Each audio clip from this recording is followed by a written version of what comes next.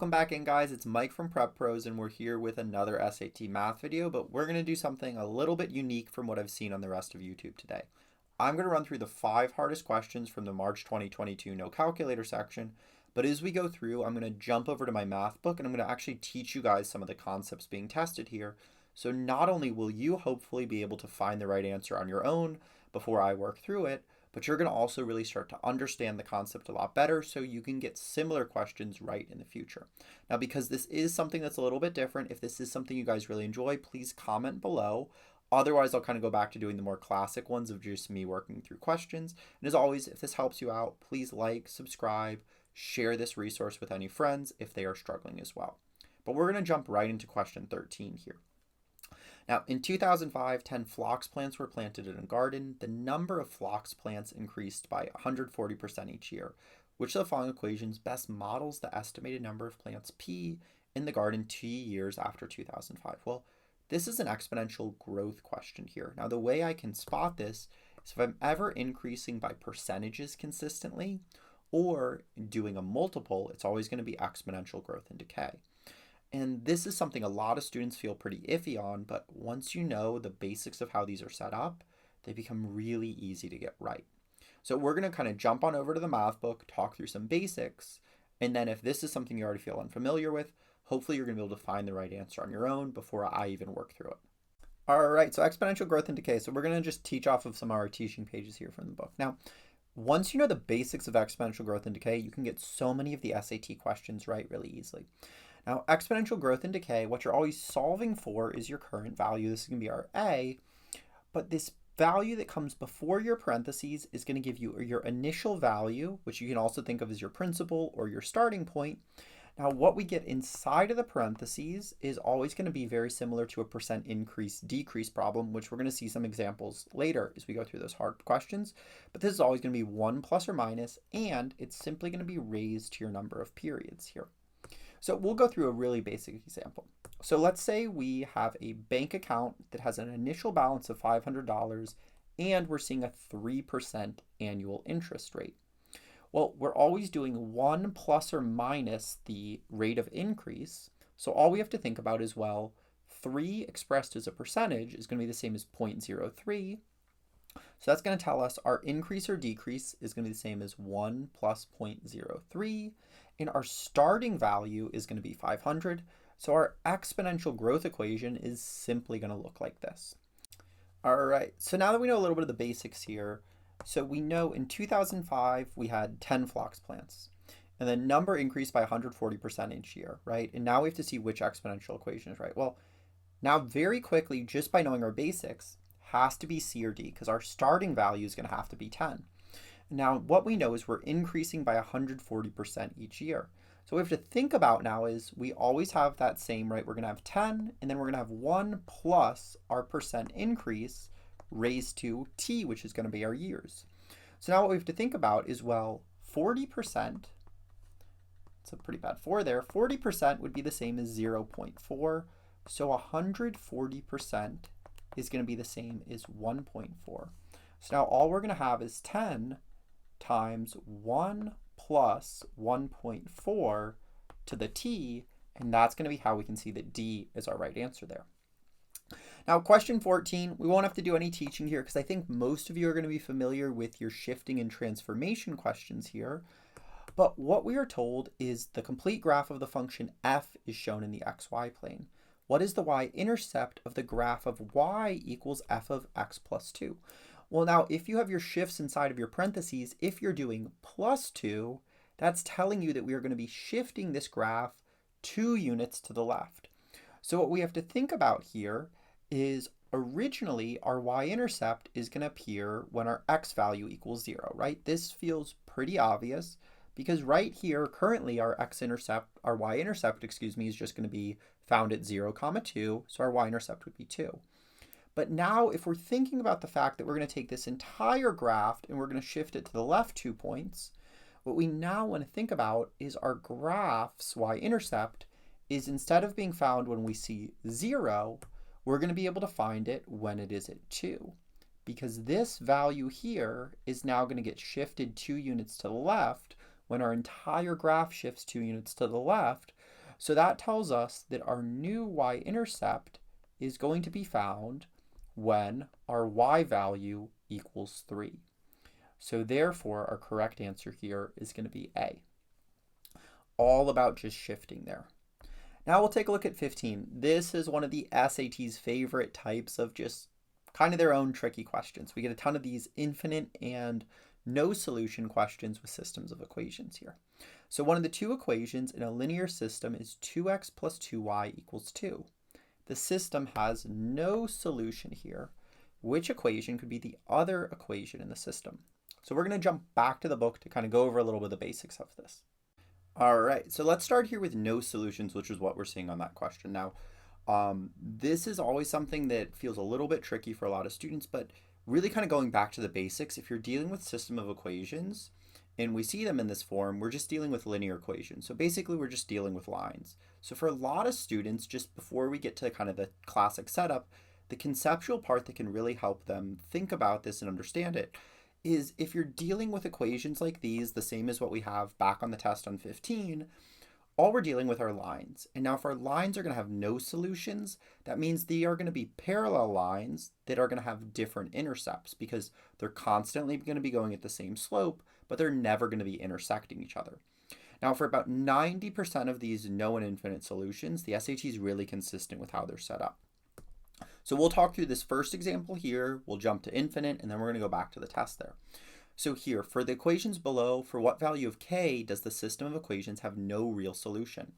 Well, if we know that the slopes must be the same, but the intercepts must be different, what we can think about is the ratio of our x to y in both equations, that x coefficient to y coefficient, has to be the same, but our slopes are going to have to be different as we go through. So if we're told that we're looking for no real solutions, though, the first thing I always know is I need to make sure the slopes are the same. So for a question like this, even though it often shows up exact same spot as 15 as the one we see on this test, if we're simply thinking x over y equals x over y, that x coefficient over y coefficient equals x coefficient over y coefficient, that's going to let us find the slope, and that's going to let us find that k equals 15 here. Now for a lot of the students, this feels kind of like, why does this work, or does this really work? The old school way you could absolutely approach this though is you could just put both of these in y equals mx plus b form. So our first one here, we'd subtract over our 3x, we'd divide by 5, and what we'd get is y equals negative 3/5 x plus 29 over 5. And for our second equation here, we do the same thing. We'd subtract over our 9, we'd divide by our k. We get y equals negative 9 over k plus 12 over k. I'm going to rewrite that down here so you guys can all see it a little bit easier. So we get y equals negative 9 over k plus 12 over k. Now, your kind of old school way of doing this, which you may have seen back in math classes, now we just get to set the slopes equal. We'd basically simply say that, well, negative 3 over 5 equals negative 9 over k. But what you can see is we have the exact same setup we have here because our negatives are going to cancel out.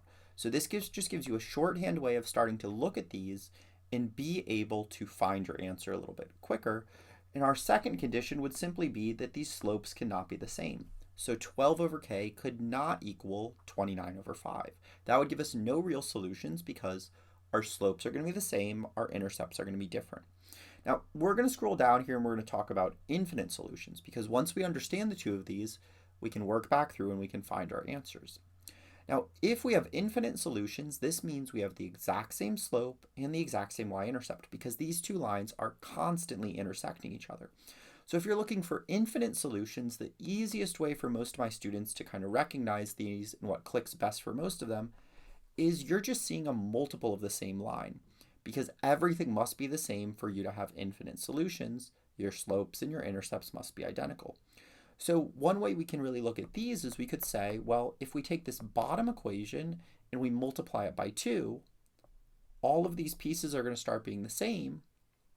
Therefore, we can solve for what our m is going to have to equal by simply saying 2m equals 52, and that's going to give us that m equals 26. All we can really see here is this top equation is going to be a multiple of 2 of this bottom equation. That's all we're looking for with infinite solutions because everything has to be the exact same. They must simply be a multiple of one of each other. So we're going to kind of jump back to the test and hopefully it's all makes sense. If not, as I go through that example, we'll hopefully clear up any questions. All right, coming back to 15 here, please go ahead and pause the video and see if you can kind of figure this out now. All right, but we'll go through this, right? So here we're told that one of our equations is 2x plus 2y equals 2, and the system has no solution. Which equation could be the other equation in the system? Well, if we have no solutions, what we know, right, once again, is our slopes must be the same, but our intercepts must be different. So I can always think of my slope as the ratio of my x coefficient to my y coefficient. So 2 over 2 is simply going to equal 1. So I could look at each of these answer choices and I could think, well, does my x coefficient over my y coefficient also equal 1? This is going to rule out both C and A because those are both going to give us -1 for that portion as we go through. Now we look at B and D. And hopefully what you're able to spot now looking between the two of those is one of these is going to give us infinite solutions because it's simply just a multiple of this line. And that's going to be B because if we took our first equation here of the 2x plus 2y equals 2 and we multiplied it by 3/2, it would give us B. That tells us that B is going to be infinite solutions because it's simply a multiple. But with the D here, we're going to get no solutions because our intercepts are going to have to be different. Because our intercept is going to be found by taking this number over here and dividing by y, we're going to get an intercept of 1 for this first equation, and we're going to get an intercept of 3/2 here. And I'll even kind of go back through and do it like a little bit of the more old school way. So we could always, and especially if you're stuck, you could just go through and you could also just re-express this. My stylus is apparently having a moment. There we go. You could always just put this in y equals mx plus b form. So we'd subtract over our 2x, we'd divide by 2. This would give us y equals -x plus 1. Now with this equation here, we'll subtract over our 2x, we'll divide by 2. This will give us y equals -x plus 3 over 2. So once again, going back through our more old school way, we have the same slope, but we have a different y-intercept. So this ratio of your coefficients here is never going to tell you the actual slope. It's just going to give you a shortcut way of identifying if the two equations are going to have the same slope. So I know this is one of the trickiest types of questions we see on the test, so hopefully that all kind of makes sense there. All right, 19 here. As always, pause the video, see if you can figure this out. Here we're dealing with two rectangular prisms. Rectangular prism A is similar to B, where the longest side of A corresponds to the longest of B. The table gives the volumes in cubic meters of two prisms. The length of the longest side of A is 6. What is the length in meters of the longest side of rectangular prism B? Well, this one was a very kind of sneaky, tricky question. But if you ever get to something like this and you're really stuck, you always just kind of want to give yourself a simple example because it often lets you see the pattern that's occurring for a question like this. So let's say we're really stuck, and then we'll go back through kind of the quick way we can solve this. I could always just create another simple rectangular prism, and then I can start to make some transformations and see what's happening with it. So let's say the lengths of our original rectangular prism are 2 times 3 times 4. Well, this is going to give us an area of 24. And now let's say we double the side lengths of each of these. So this is now going to give us 4 times 6 times 8, which is going to equal 24 times 8, which is going to equal 192. Now, one thing we could do after creating an example like this is we could see, well, okay, well, 192 is 8 times greater than 24, and this would let us start to see what's really happening here. When we double the side lengths, the volume is going to become 8 times greater because we are compounding that doubling 3 times. And this gives you the really quick way you can solve questions like this when they appear on the SAT. If your side lengths are doubled, your area is going to become the square of that. So whatever multiple your side lengths are, if you're dealing with an area question, you would simply be squaring that multiple to find how much greater the area is of something new than the old one.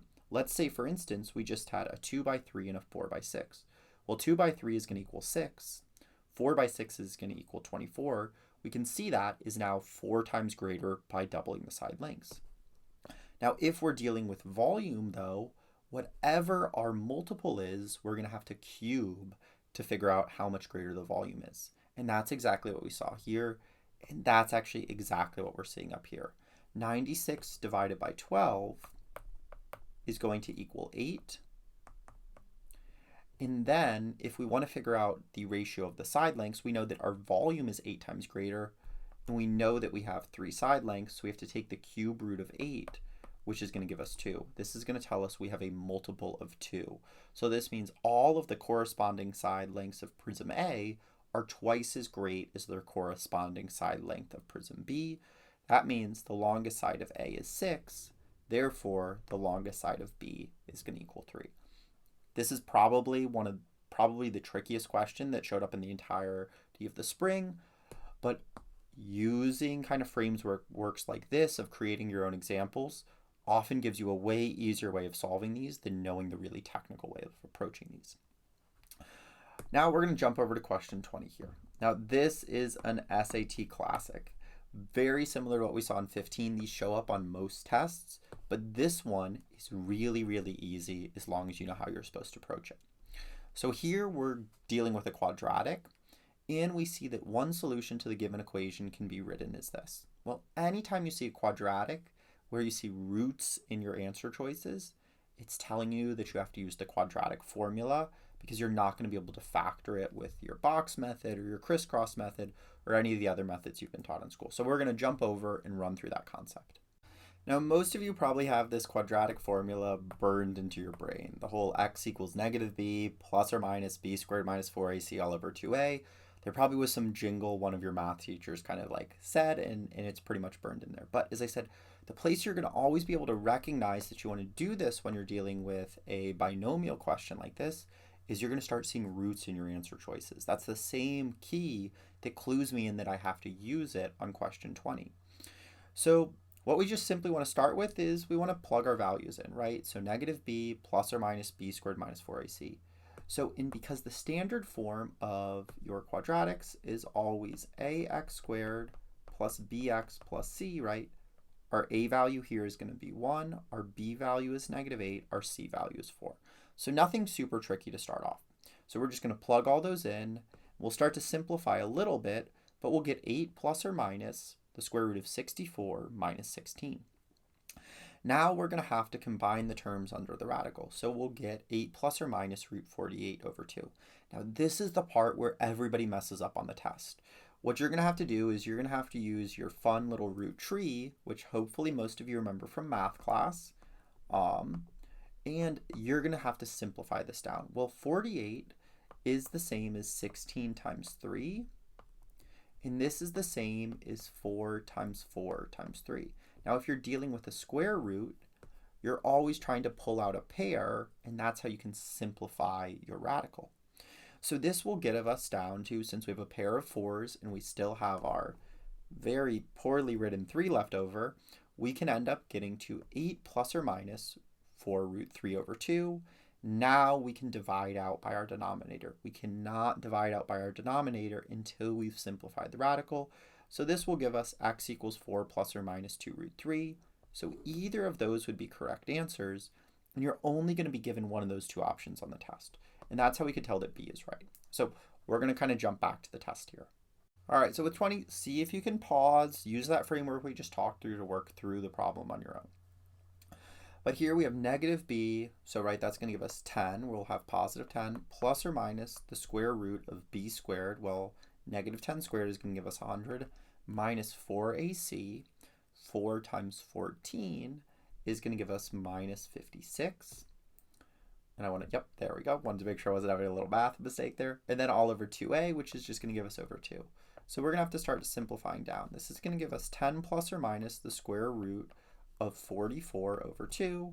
And now this is where I get to that radical part. I have to try to figure out how I can simplify the 44.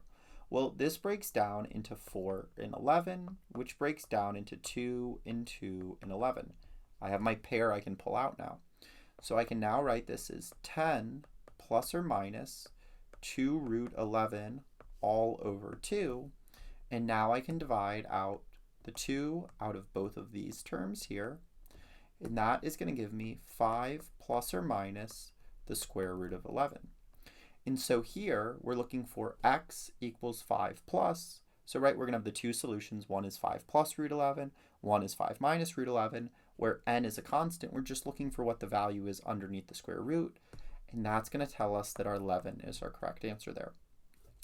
As always, if this video helped you out, please like and subscribe, share this with your friends. It's a little bit of a different format I'm doing here. So once again, if you really enjoyed this format, comment below and I'll continue to make some similar videos like this.